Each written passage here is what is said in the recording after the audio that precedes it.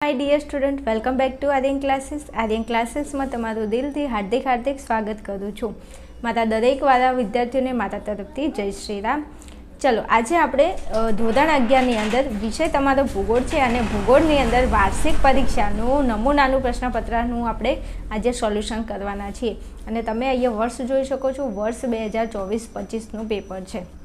दरेक विद्यार्थी खास जणाववानुं के बोर्डनुं नमूनानुं जे प्रश्नपत्र है एने प्लीज तैयार करी लेवुं, कारण के क्यांक ने क्यांक एमांथी बेठे बेठा प्रश्नों पूछाय तो आपणे खूब सारो बेनिफिट थाय छे। तमे जोयुं हशे इंग्लिशना पेपरनी अंदर आई थिंक नियरेस्ट मीनिंग हता ए बेठे बेठा पूछ्या था। एटला माटे दरेक विद्यार्थीने कहूं छुं प्लीज तमे पेपर सोल्यूशन उपर वधारे भार मूकजो। चलो शुरुआत करवी छे, आपणे विभाग ए उपर जवुं छे। चलो विभाग ए नी अंदर तमने 16 मार्क्सना तमने एमसीक्यू पूछाय छे, राइट। ओके, तो आ 16 मार्क्सना जे विकल्पो छे एमां तमने सौथी पहेला अहींया जोडका आपेला छे जे तमारे जोडवाना छे। एमां कीधुं छे के नीचेना भूगोळविद अने तेमना निवास स्थान बाबते योग्य विकल्प पसंद करीने तमारे जोडका जोडवाना छे। अहींया तमने भूगोळविद आपेला छे अने सामे तेमनुं निवास स्थान एटले कई जग्याए रहेता हता। जेम तमे तमारा घरे रहो छो एम ए एमना घरे तो रहेता हशे ने, हाँ एमनो कोई देश हशे ने, हाँ तो आ लोकोने तमारे जोडका जोडवाना छे। चलो एमां पहला नंबर में तमने कीधुं छे थेल्स। तो जे आ थेल्स छे ए कई जग्याए रहेता हता, तो थेल्स अहींया तमे जोई शको छो। पहला नंबर में तमे जुओ अहींया आपेलुं छे ग्रीक, तो थेल्स ए ग्रीकना हता। पछी कीधुं छे स्ट्राबो, तो स्ट्राबो क्यांना हता, तो स्ट्राबो ए रोमना हता, राइट। राम नहीं हो, रोम छे, हाँ। एटले थेल्स जे छे ए ग्रीकना हता, स्ट्राबो जे छे ए रोमना हता।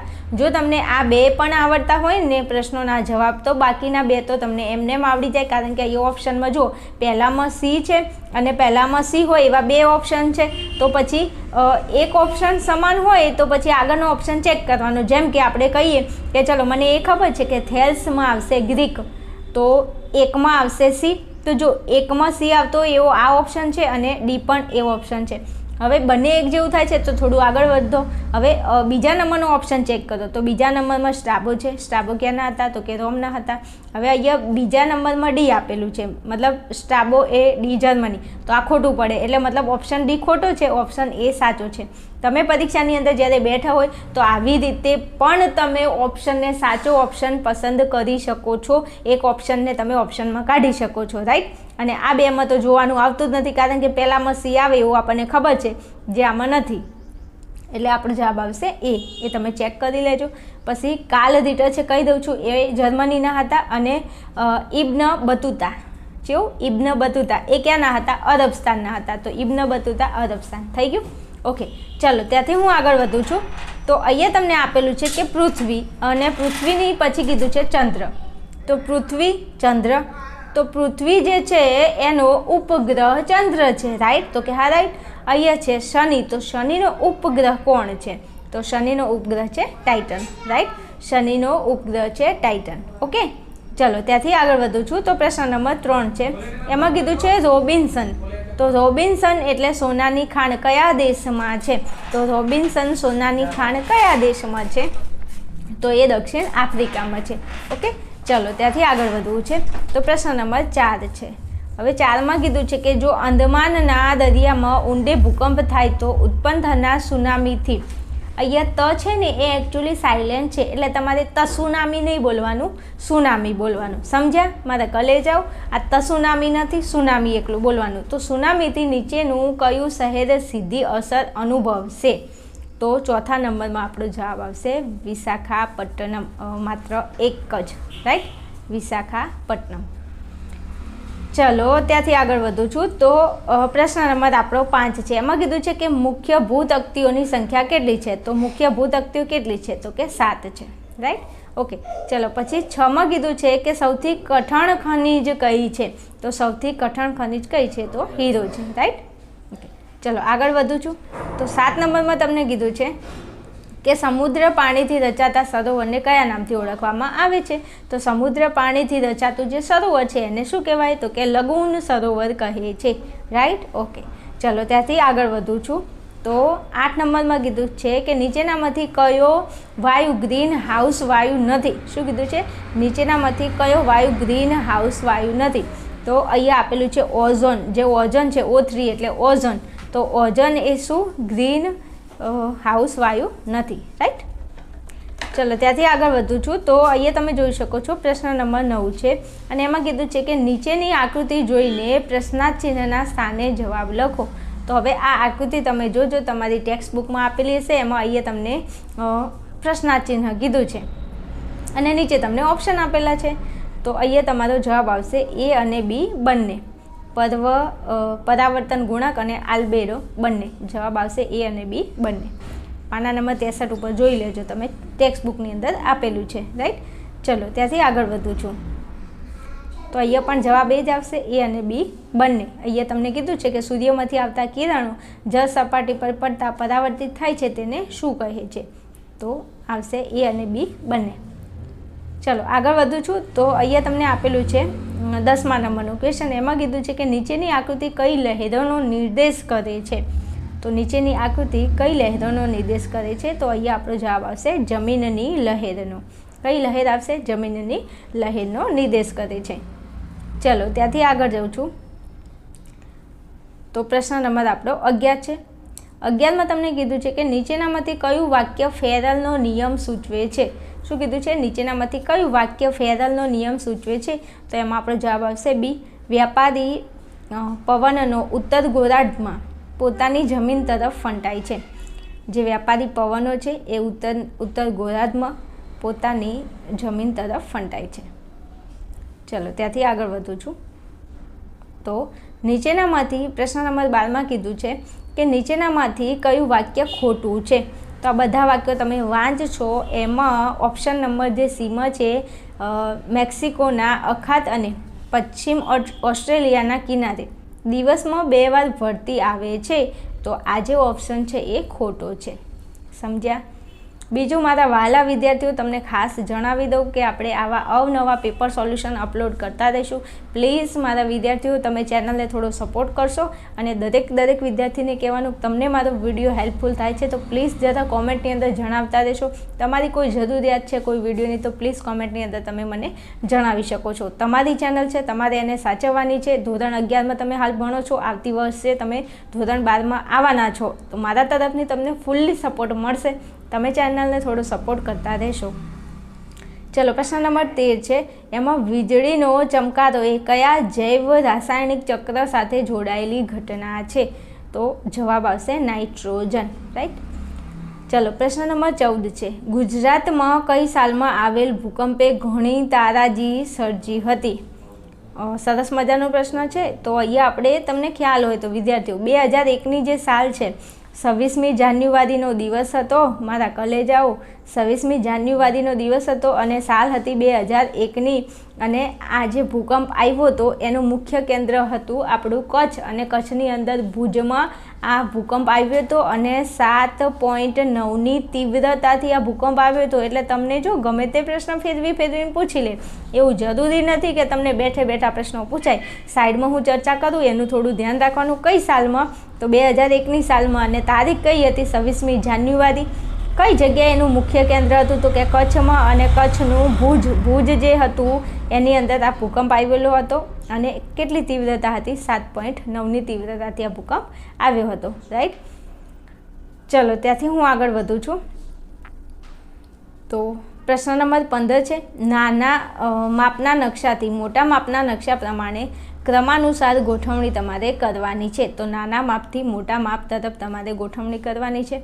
તો ચેક કરી લઈશું.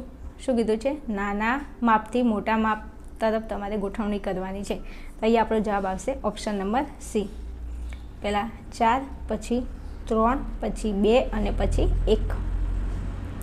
ચલો આપણો લાસ્ટ MCQ પ્રશ્ન નંબર 16. વિધાન અને કારણ તમારે આપવાનું છે. તો એમાં તમને કીધું છે એ વિધાનમાં કે જીપીએસનો ઉપયોગ મોટર ગાડીઓ અને મોબાઈલમાં પણ થાય છે. આ વિધાન સાચું છે. પછી આરમાં તમને કારણ કીધું છે. વિધાન આપેલું છે ને પછી આર એનું કારણ સૂચવે છે. તો કે જીપીએસનો ઉપકરણ દ્વારા વ્યક્તિ પૃથ્વીની સપાટી પર તેના સ્થાનની ચોકસાઈથી ઓળખ કરી શકે છે. આ સાચું છે, પણ આ જે વિધાન એ છે એનું સ્પષ્ટીકરણ આપતું નથી. એટલે અહીંયા તમારો જવાબ આવે છે બી. એ અને આર બંને સાચા તો છે. જો આ વિધાને સાચું છે, આ વિધાને સાચું છે, પણ આ આર વિધાન જે છે એ વિધાન, આ પહેલું વિધાન છે ને એનું શું નથી આપતું, તો કે સ્પષ્ટીકરણ કરતું નથી, યોગ્ય સ્પષ્ટીકરણ કરતું નથી. તો આપણો જવાબ આવશે ઓપ્શન નંબર બી. સમજ્યા? મારે કરી લઈ જાઓ. ચલો આગળ વધું છું. તો આપણો વિભાગ બીની શરૂઆત થાય છે. વિભાગ બીની અંદર તમને સરસ મજાના પ્રશ્નો આપેલા છે. પ્રશ્ન નંબર 17માં તમને વ્યાખ્યા પૂછી છે. અહીંયા આપેલા જે પ્રશ્નો છે હું મૌખિક બોલું છું, તમે પ્લીઝ થોડું લખવું હોય તો લખી શકો છો. બાકી આ પ્રશ્ન પેપર એટલું ટફ છે તો અંદરથી તમારે પ્રશ્નો શોધીને લખવા પડશે. ચલો 17માં કીધું છે કે ભૂગોળ શબ્દનો અર્થ આપો. તો ભૂગોળ શબ્દનો અર્થ શું થશે, તો કે પૃથ્વીનું વર્ણન. પૃથ્વીનું વર્ણન એટલે શું થશે, તો કે ભૂગોળ થશે. ઓકે. ચલો પછી તમને 18માં કીધું છે કે ભૌગોલિક સંકલ્પના સમજાવો, એ તમારે સમજાવવાની છે. ચલો ત્યાંથી આગળ વધું છું. તો પ્રશ્ન નંબર 19 છે અને 19માં તમને કીધું છે કે જિગ્સો પઝલની રમત કયા સિદ્ધાંતને લાગુ પડે છે. શું કીધું છે? જિગ્સો પઝલની રમત કયા સિદ્ધાંતને લાગુ પડે છે. તો એ કયા સિદ્ધાંતને લાગુ પડે છે? તો હું અહીંયા લખી દઉં છું વેગનરનો ખંડ પ્રવહનનો સિદ્ધાંત. રાઈટ? આ યાદ રાખજો, પાછા બધાને કહી દઉં. આજુબાજુમાંથી તમને પ્રશ્નો પૂછી લે, જિગ્સો પઝલ રમત કયા સિદ્ધાંતને લાગુ પડે છે? તો વેગનરનો ખંડ પ્રવહનનો સિદ્ધાંત. આ સિદ્ધાંત કઈ સાલમાં રજૂ થયો હતો આવું તમને પૂછી લે તો 1912ની અંદર આ સિદ્ધાંતની રજૂઆત થઈ હતી. ક્યારે? 1912ની અંદર આ સિદ્ધાંતની રજૂઆત થઈ હતી. અને 1924ની જે સાલ હતી, 1924માં આ જે સિદ્ધાંત છે એનું ભાષાંતર થયું હતું. શું થયું હતું? અંગ્રેજી ભાષામાં એનું ભાષાંતર થયું હતું. તો એવો પ્રશ્ન પૂછી લે કે આ વિજ્ઞાનનો ખંડ પ્રવહનનો જે સિદ્ધાંત છે એનું અંગ્રેજી ભાષામાં ભાષાંતર કઈ સાલમાં થયું? તો 1924માં. સિદ્ધાંતની રજૂઆત પૂછે તો 1912ની અંદર. પણ એમ પૂછી લે કે વિજ્ઞાનનો ખંડ પ્રવહનનો સિદ્ધાંત કોને રજૂ કરે, તો કયા વ્યક્તિએ? તો પાછળ એમની અટક તો આવી જ જાય છે. આગળ લખવાનું તમારે પ્રોફેસર આલ્ફ્રેડ. શું? Alfred WagonR. સમજણ પડી? તમને 3-4 પ્રશ્નો આના રિલેટેડ મેં તમને સમજાવી દીધા છે, થોડું ધ્યાન રાખજો. ચલો આગળ વધું. તો 19 પછી 20મા નંબરનો પ્રશ્ન છે. એમાં તમને કીધું છે કે ખનિજ ઉપર ઘસરકો થાય અને તે જે પ્રતિકાર કરે તે પ્રતિકાર એટલે ખનિજની નક્કરત. તો તમારી આસપાસના વધુ નક્કરતા ધરાવતા 3 ખનિજોની ઓળખ કરી તેના નામ તમારે લખવાના છે. તો 3 ખનિજો એવા કયા કયા છે તો તમને કહી દઉં. એક તો છે હીરો, એક છે લોખંડ અને બીજું છે ટાલ્ક. શું આવશે? ટાલ્ક. ટાલ નહીં, ટાલ્ક. અને ખાસ એમાં કહી દઉં, જે હીરો છે એનો ક્રમ કયા નંબરનો છે? 10. કારણ કે 1 થી 10 ક્રમ છે, એમાં હીરો એ 10 ક્રમે છે, ટાલ્ક એ 1 ક્રમે છે. સમજ્યા? ચલો ત્યાંથી આગળ વધું. તો પ્રશ્ન નંબર 21માં કીધું છે કે પર્વતની વ્યાખ્યા લખો. તો હું વ્યાખ્યા બોલું છું, તમે થોડી ધ્યાનમાં લેજો. સમુદ્ર સપાટીથી 900 મીટર ઊંચાઈ ધરાવતા. શું કીધું છે? સમુદ્ર સપાટીથી 900 મીટર ઊંચાઈ ધરાવતા ઊંચા નીચા. કેવા? ઊંચા નીચા જે ઢોળાવો છે અને સાંકડા જે શિખર ક્ષેત્રો છે એ ધરાવતા ભૂમિ સ્વરૂપને પર્વત કહે છે. વ્યાખ્યા આપેલી હશે, તમે ચેક કરી લેજો. તો પણ હું બોલી ગઈ છું. ચલો પછી કીધું છે પ્રશ્ન નંબર 22માં નીચેની આકૃતિ કયા પ્રકારનો વિક્ષોભ બતાવે છે. તો અહીંયા આ જે આકૃતિ આપેલી છે કયા પ્રકારનો વિક્ષોભ બતાવે છે? તો અહીંયા નીચે આપેલું છે, જો કીધું છે કે પ્રતિચક્રવાત. સમજાવો. જવાબ આવે પ્રતિચક્રવાત. ચલો પછી તમને કીધું છે પ્રશ્ન નંબર 23માં શું કીધું છે? મને ઓળખો. તો ઓળખી લઈએ, એમાં ક્યાં મોટી વાત છે. એમ કીધું છે કે મરિયાના ટ્રેન્ચ. તો મરિયાના ટ્રેન્ચ એ શું છે એને ઓળખો. તો એ વિશ્વમાં સૌથી ઊંડામાં ઊંડી, સાંભળજો, આ શું છે? મરિયાના ટ્રેન્ચ વિશ્વમાં સૌથી ઊંડામાં ઊંડી ઘન સામુદ્રિક ખાઈ છે. શું છે? ખાઈ છે. સમજ્યા? ચલો પછી તમને 24માં કીધું છે. શું કીધું છે? શું તમે એવી કોઈ પરિસ્થિતિનો વિચાર કરી શકો છો જ્યાં જીપીએસ પ્રણાલીનો ઉપયોગ દુષ્ટ હેતુઓ માટે થઈ શકે છે? તો એવી કઈ કઈ જગ્યા છે જે જીપીએસ પ્રણાલીનો ઉપયોગ દુષ્ટ હેતુઓ માટે કરવામાં આવે છે? તો તમે મને જરા કોમેન્ટની અંદર જણાવી દેજો, તમને ખબર હોય તો. હાલો ત્યાંથી આગળ વધું તો વિભાગ સી ઉપર જવું છે. વિભાગ સીની અંદર તમને સરસ મજાના પ્રશ્નો પૂછેલા છે અને કોઈ પણ તમને એના દરેક પ્રશ્નના તમને 2 ગુણ મળે છે. તમારે 10 પ્રશ્નો લખવાના છે, રાઈટ. ચલો તો પ્રશ્ન નંબર 25માં કીધું છે કે વર્તમાન વિશ્વ કઈ સમસ્યાઓ સામે ઝઝૂમી રહ્યું છે. હવે હાલની વાત કરું તો વિશ્વની અંદર કઈ કઈ એવી સમસ્યાઓ છે? તો એક તો સૌથી મોટામાં મોટી સમસ્યા કોઈ હોય તો વસ્તી વધારો. વસ્તીનો વધારો, હા તમે જુઓ તો આમ કીડી મકોડાની જેમ વસ્તીનો વધારો થઈ રહ્યો છે. એમાં આપણા ભારત દેશની તો વાત જ ના થઈ. એકચ્યુઅલી આપણે આમ બધામાં પાછળ છીએ, પણ વસ્તી વધારાની અંદર આપણે એકચ્યુઅલી ટોપમાં ચાલીએ છીએ. અને તોય બધા એવું કહે છે કે અમને શરમ આવે છે. શરમવાળી સોની મોની અહીંયા છે વસ્તીનો વધારો. તમને ખબર છે ને આપણો ભારત દેશ પ્રથમ નંબરે છે વસ્તી વધારાની અંદર, એટલે શરમજનક વાત છે એમ. તો વસ્તી વધારો, પછી ગરીબી, આ પણ બહુ પ્રોબ્લેમ છે ને, ગરીબી, પછી બેકારી, બેરોજગારી, જેમ કે નોકરી ધંધો, અને ભૂખમરો. ભૂખમરો એ શું છે? એક સૌથી મોટી સમસ્યા છે. તો આ દરેક સમસ્યા સામે વિશ્વ ઝઝૂમી રહ્યું છે, રાઈટ. ચલો પછી આગળ તમને અહીંયા પ્રશ્નો આપેલા છે. તો આ પ્રશ્નો તમે અંદરથી જોઈ અને ચેક કરી લેજો. તમારી ટેક્સ્ટ બુક, તમારી ગાઈડની અંદર આપેલા જ છે. મિશ્રાવરણ, પછી ભૂમિગત અણુ ધડાકાના નુકસાન કીધા છે. 28માં તમે જમીનના મુખ્ય 4 ભૌતિક લક્ષણો કયા છે? તો આ હું તમને સમજાવી દઉં. 4 લક્ષણો કયા છે? તો એક તો છે રંગ, એક છે કોણ રચના, બીજું કીધું છે તમને, ત્રીજા નંબર છે કણની ગોઠવણી, અને ચોથામાં છે સ્તર રચના. સ્તર રચના, બરાબર. એટલે એક તો છે રંગ, એક છે કણ રચના, પછી કણની ગોઠવણી અને સ્તર રચના. આ 4 જે છે એ જમીનના મુખ્ય 4 ભૌતિક લક્ષણો છે. ચલો આગળના જે ક્વેશ્ચન છે એનો તમે ફટાફટ સ્ક્રીનશોટ લઈ શકો છો. એ પ્રશ્નો આપેલા છે, થોડા જોઈ અને ચેકઆઉટ કરી લેજો. ઘણીવાર બેઠે બેઠા પ્રશ્નો પૂછાય છે, પછી કહેતા નહીં કે કીધું નહોતું. બીજું ખાસ કહી દઉં, પાટણ જિલ્લા અને બનાસકાંઠા જિલ્લાના પેપર સોલ્યુશન આપણી ચેનલની અંદર તમને પ્રોવાઈડ કરવામાં આવશે. એટલે દરેક વિદ્યાર્થીને ખાસ કહેવાનું કે ચેનલને સક્કરબાઈજ કરીને રાખી દેજો. ધોરણ 11 આર્ટ્સ અને કોમર્સ આ બંને ફેકલ્ટીના પેપર સોલ્યુશન આપણે અપલોડ કરીએ છીએ આપણી ચેનલની અંદર. સો પ્લીઝ, અને આઈએમપી પણ આપણી ચેનલની અંદરથી આપવામાં આવશે, આર્ટ્સ અને કોમર્સ બંનેમાં. તો દરેક મારા વાલા વિદ્યાર્થીને પ્લીઝ બને એટલો સપોર્ટ કરશો અને તમારા મિત્રો સુધી આપણે ચેનલને શેર કરજો. ચલો આગળ વધીએ છીએ. તો અહીંયા વિભાગ ડી આપેલો છે. વિભાગ ડીના ક્વેશ્ચન તમે પ્લીઝ સ્ક્રીનશોટ લઈ શકો છો. જોઈ અને થોડું તૈયાર કરી લેજો.